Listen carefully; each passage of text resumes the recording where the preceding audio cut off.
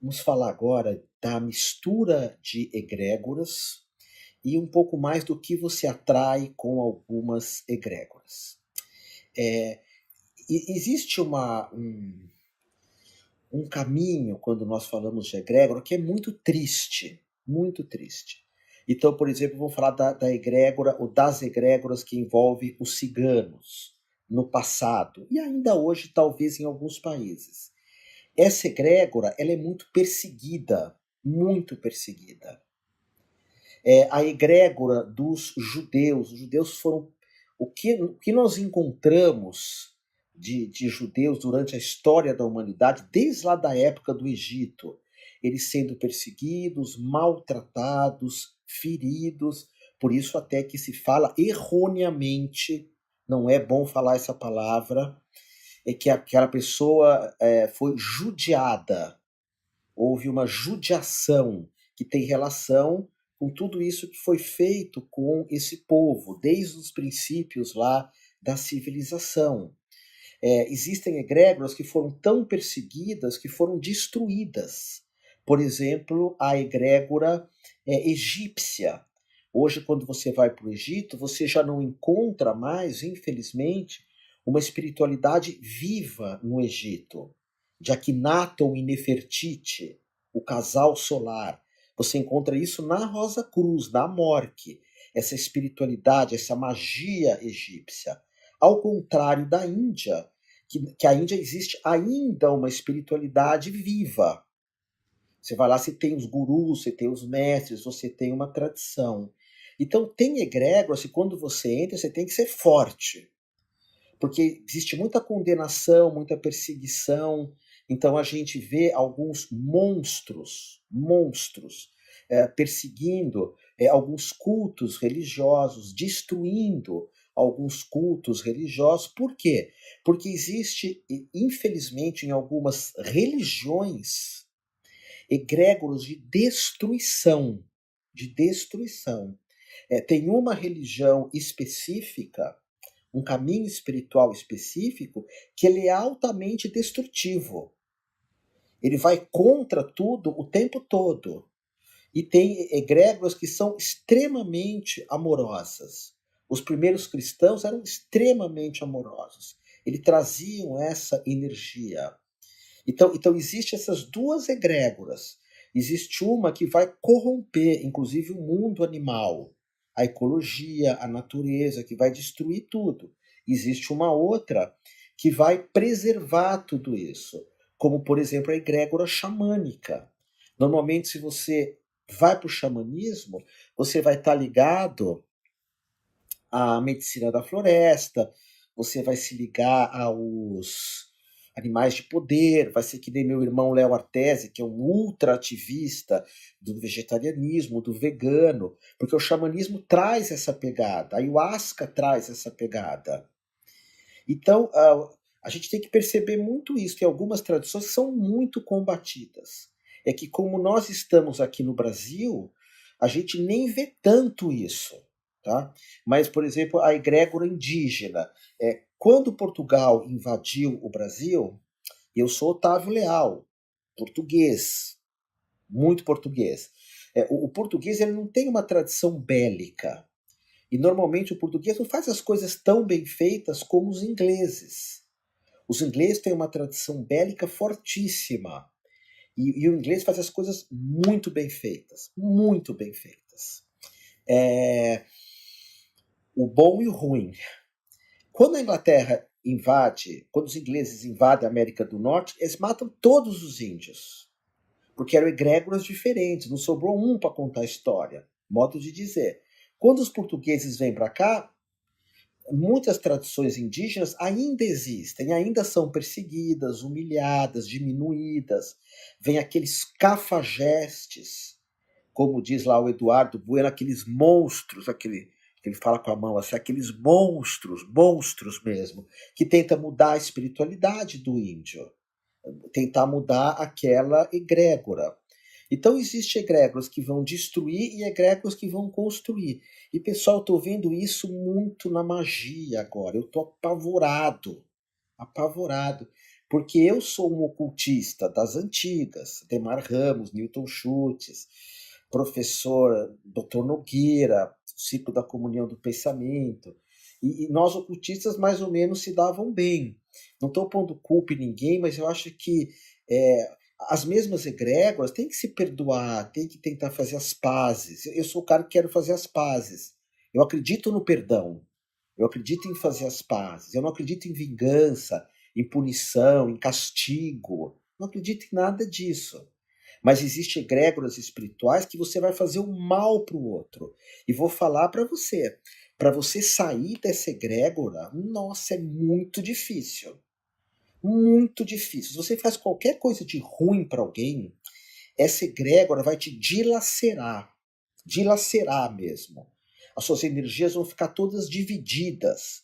Você olha para a cara da pessoa, e eu posso ter essa cara, você fala assim, a pessoa ela tem uma energia muito ruim, uma energia perversa. Ela fala muito palavrão, ela fala muito de vingança, ela fala muito de maldade. As palavras dela não são doces, não são doces. Quando uma egrégora ruim te pega, você é incapaz de falar a palavra amor. Incapaz. Você é incapaz de falar a palavra perdão. Nunca você vai falar isso. Nunca. Você nunca vai falar vamos fazer as pazes. Porque uma egrégora já te dominou. É como, por exemplo, a gente vê aquela egrégora. Olha, eu falei isso, quebrou meu Japamala.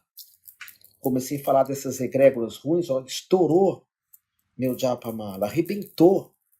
Tá vendo? Mas aqui não pega. Eu digo que se.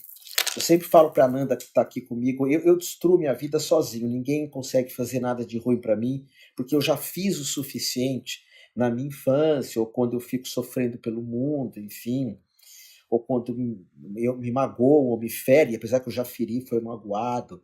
Mas o Japamala estourou, que é um Japamala indígena de Guaraná. Então, nota, se você entra nessa egrégora de maldade, de fazer coisa para o outro se dar mal, você não sai mais. Você jogou tua vida na lata do lixo. Ah, eu fiz uma conversão numa tradição cristã de quinta categoria. Não adianta nada. Depois você volta para essa egrégora de maldade. Se você for buscar uma tradição cristã que seja muito séria. Os beneditinos, os trapistas, os cartuchos. Um ritual do outro mundo para você conseguir sair dessa egrégora da maldade. E outra coisa, eu quero falar para você uma coisa que. Eu vou falar disso logo em seguida aqui. Falar um pouco de a gente estar misturando algumas egrégoras, o quanto que isso pode ser legal dentro de um corpo astral nosso e quanto que isso não pode ser legal dentro de um outro corpo astral. Mas voltando, vamos imaginar que você use uma coisa que eu sempre falo que é o pior de todos, o cigarro. O cigarro tem uma força não só no tabaco ruim, porque nas tribos o tabaco é a coisa mais importante que existe para o índio. O tabaco é quando nós falamos com os antepassados, com o sol, com a lua, falamos com as árvores, com os animais de poder. O tabaco é incrível. Então nós pegamos um símbolo sagrado, que é o tabaco, e fizemos dele um vício. Colocou não sei quantas substâncias para viciar. E o tabaco ele vai gerar uma série de confusões. Primeiro que ele gera impostos, que em alguns países esses impostos são usados para guerras. Guerras mesmo, para matar outras pessoas. Porque o tabaco gera muito imposto. Em outros países, os impostos são usados de forma irresponsável ou corrupta, ou incompetentes. Segundo, o tabaco ele acaba com você, te cria um monte de doenças, e quem criou o tabaco te odeia, te odeia. Você imagina alguém que criou uma coisa para envenenar teus filhos. Outra, a cada 17 cigarros que você compra, maços, você destrói um arbusto. Então você imagina a força que vem com o cigarro em termos astral. O álcool também. Essas são as duas piores drogas para mim, o cigarro e o álcool. Porque o álcool você dirige e faz mal para os outros também. Essa para mim são as duas piores. Coincidentemente são as duas permitidas. O álcool, todo mundo que vê aura, que vê o astral, o vício, né, no álcool, o vício. Fala desses cama-roupas que ficam chupinhando a tua energia quando você está embriagado constantemente. A gente pega essas egrégoras também de só pensar em dinheiro, em valores, não tem mais limites. Lembra, a egrégora, ela te consome. A egrégora se alimenta de você. E quando você só pensa em dinheiro, por mais que se tenha, não vai ter limites. Agora, vamos mudar um pouco de assunto. A egrégora de nadar na praia. Nossa, você pode todo dia. A egrégora de abraçar todo dia. A egrégora de ajudar os animais, as pessoas. Você pode fazer isso sempre. A egrégora de sempre rezar antes de dormir. Vem uma série de divindades junto com você. A egrégora de estudar, entrar em escolas de conhecimento boas, tá? A egrégora de ser um terapeuta que a gente é. A egrégora do yoga é maravilhosa, a egrégora do yoga. Yoga sério. Se tiver contato com yoga sério, nossa, é incrível. E eu vou falar uma coisa para você para fechar essa aulinha, depois eu continuo. A egrégora do Reiki. O Reiki é o curso que eu mais gosto de dar. De todos os cursos que eu dou, é o que eu mais gosto. Esse domingo agora eu dei uma turma, eu chorei. Eu dou aula de Reiki há 29 anos, vamos falar a verdade, não 30, 29. Eu chorei de tão feliz que eu estava. Porque a egrégora de quem vem buscar o Reiki é muito bonita, é muito bonita. Ah, mas você fala do Reiki, você dá Reiki. Não, tem outras egrégoras tão lindas quanto, eu acredito. Mas a tradição do Reiki que espalhou pelo mundo, as pessoas que vêm buscar, porque elas vão fazer um curso comigo um domingo, que elas podem estar no shopping. O curso é lá na Babilônia, em São Paulo. Nas grandes Babilônias, são cidades grandes que eu falo. Ela poderia estar fazendo um curso para tapear o outro. Tem vários por aí. Mas ela vem fazer uma coisa linda comigo. Quando eu dou iniciação à distância também, eu vou aqui para o meio do mato, no Guaiúba, que é uma praia, ou fico aqui na montanha que eu moro, é uma delícia, porque a egrégora de quem vem buscar o Reiki, a egrégora do yoga, tem a egrégora do Zen budismo, eu não sou budista, a egrégora do budismo Shan, que é lá do templo Zulai, maravilhosa, a egrégora de algumas tradições cristãs, incríveis, maravilhosas, pessoas que realmente seguem Cristo. Então a gente pode escolher o que eu vou frequentar. Aquilo que vai dilacerar a minha energia, vai romper a minha energia, ou aquilo que vai trazer coisas positivas para mim, tá bom? E, e quando a gente fala do Reiki, por exemplo, o Reiki não é Mikao Sui. Tem algo que vem muito lá para trás de Mikao Sui, que vem lá da Índia. E as espiritualidades da Índia, como eu falei para você, elas são muito vivas, muito fortes. Não confunda Tantra, por exemplo, a terapia tântrica com a espiritualidade tântrica. Eu conheço meia dúzia de pessoas que praticam a espiritualidade tântrica. Meia dúzia. Terapia é uma coisa que é misturada com Reiki, com as técnicas do Osho, com a Gestalt, técnicas maravilhosas. Mas a espiritualidade tântrica é muito linda também, porque ela é feminina, ela é um culto ao feminino. O Tantra é chamado do culto ao feminino. Essas danças xamânicas são incríveis, incríveis. Não às vezes pessoas que usam ayahuasca para balada ou com um monte de drogas. Você acabou de entrar numa egrégora ruim. E você está desrespeitando algo sagrado como a ayahuasca. Você vai pagar o preço por isso.